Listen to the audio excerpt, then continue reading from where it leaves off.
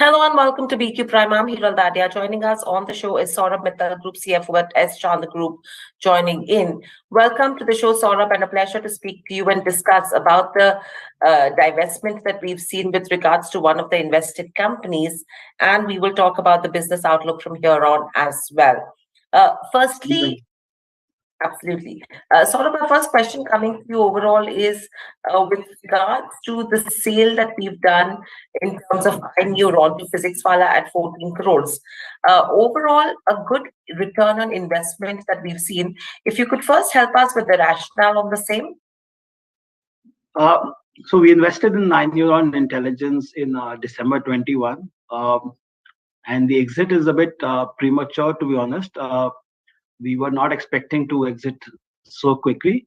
However, considering the needs of the company to grow rapidly and the kind of investment required, we thought a larger player would definitely add more value while we wanted to continue, but it was not an option for us at that point of time. So a stake sale was required at this point of time, and that is what we've gone ahead. We've got a 2.1x over barely a year because we did it over two tranches, one in December and one in September this year. So the companies will get well capitalized.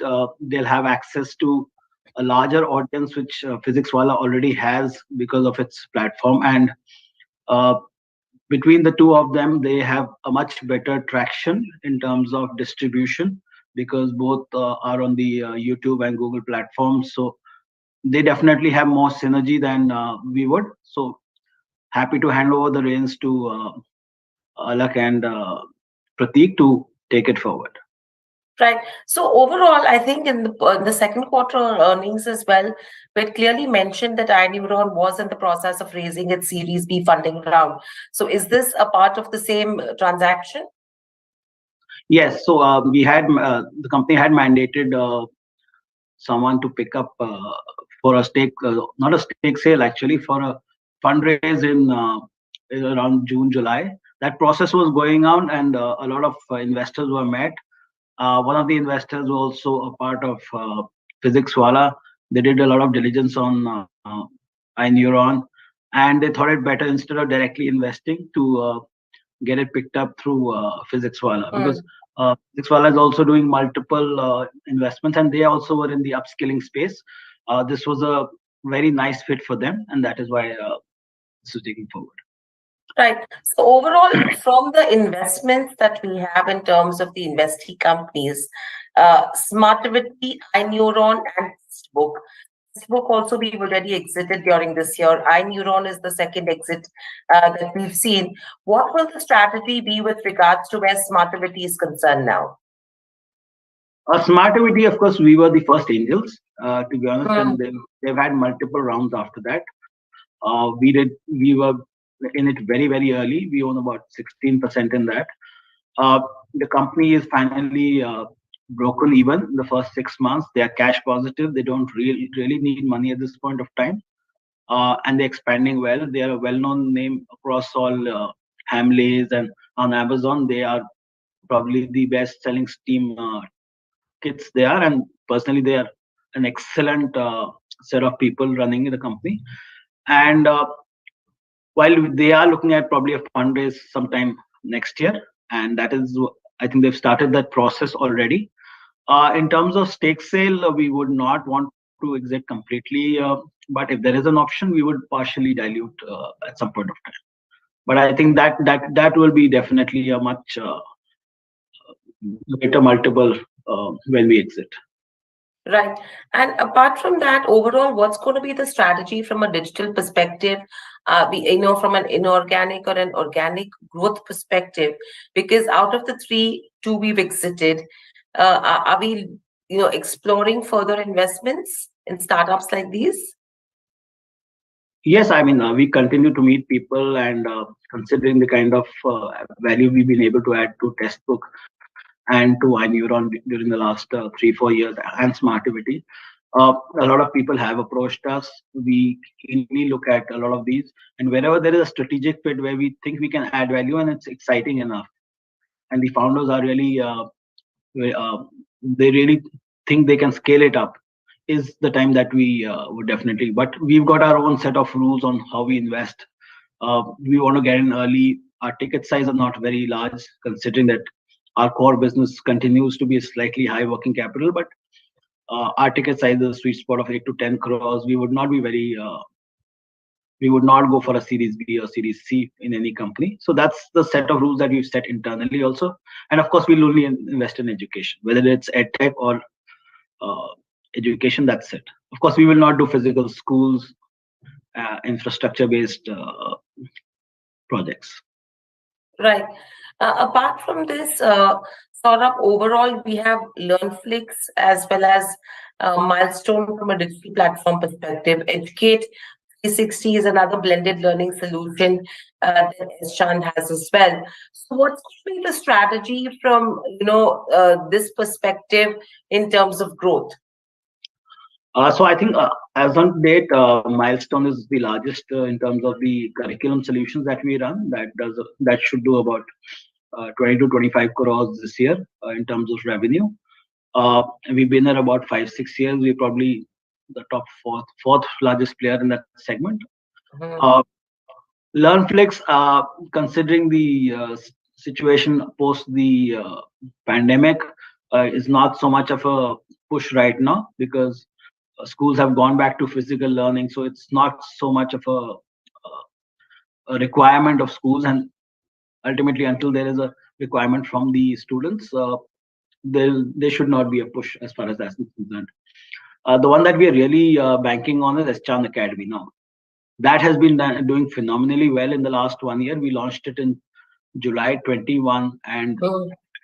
that has already got about 7 million views, almost 100,000 subscribers. So that is something that we are really think that we can scale up very, very fast.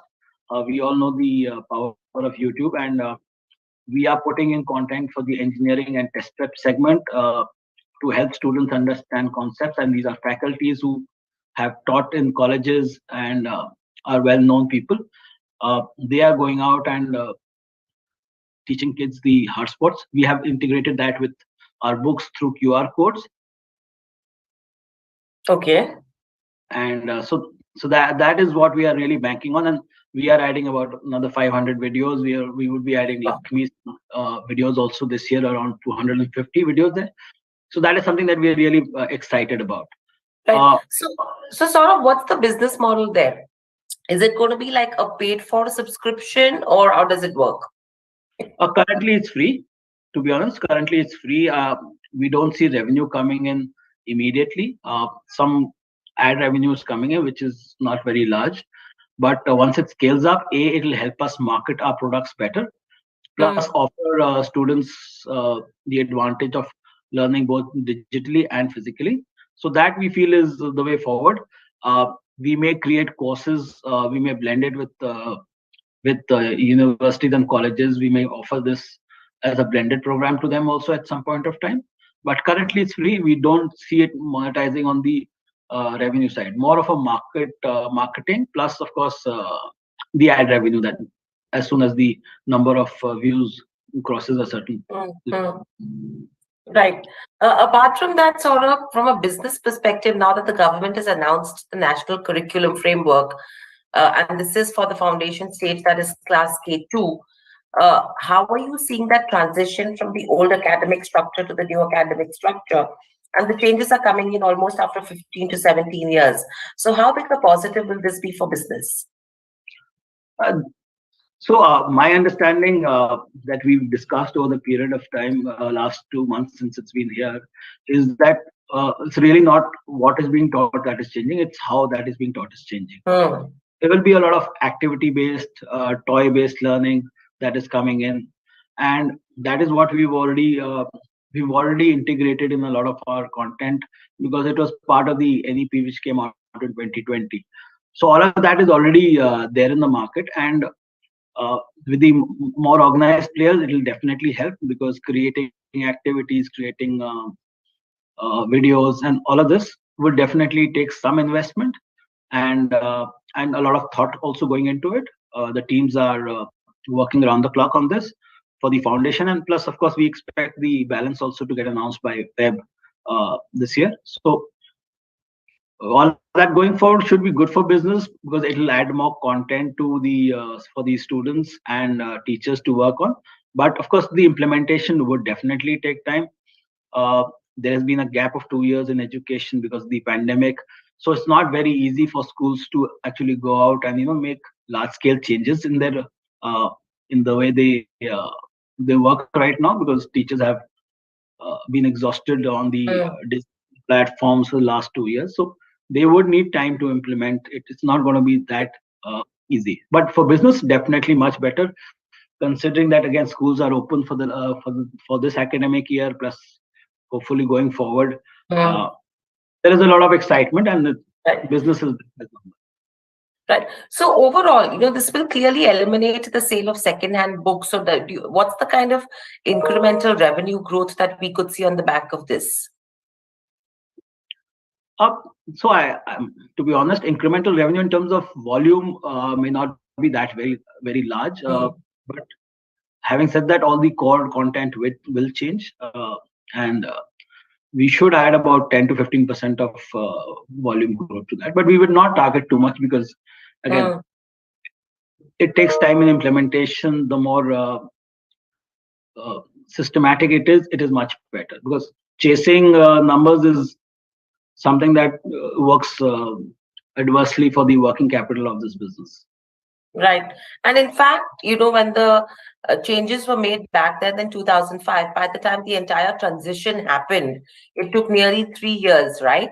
So I think the volume also will be incrementally divided between 3 years, right? Or do you think it could be faster? It could be faster. I mean, 2005, the way internet used to work then, and the kind of facilities and platforms available right now to publish have completely changed from 2005. So I would think it can be done faster, but again, uh, where implementation really, the effects of it in schools and all will take its time, whether it's 2 years, 3 years, 5 years, because again, the Hmm. 2 year pandemic have put children back quite a bit. Hmm. Hmm. Right. And very lastly, Saurabh, from a business and a financial perspective, I think in the first half of FY23, the highest ever sales that we've seen. However, we have continued to make losses at an EBITDA level and profitability level, but it's lowered drastically. And I mean, from a historical perspective, when do we see us getting back into the black? Uh, Typically, this is a very seasonal business, so I think first quarter and fourth quarter will always be profitable. Second and third quarter, not until the time the whole academic cycle Hmm. changes, not so much. So I don't see that changing completely, but of course, we probably will be in the black by the end of January. So that's the time that, and our losses are much lower than earlier years. We've been very conservative in terms of costs. We've been very rational in terms of the working capital that we want to run. Our debt levels are substantially lower. And again, as I said, we're not chasing numbers. We are happy to get a growth which is more uh, sustainable rather than just chasing numbers. Right.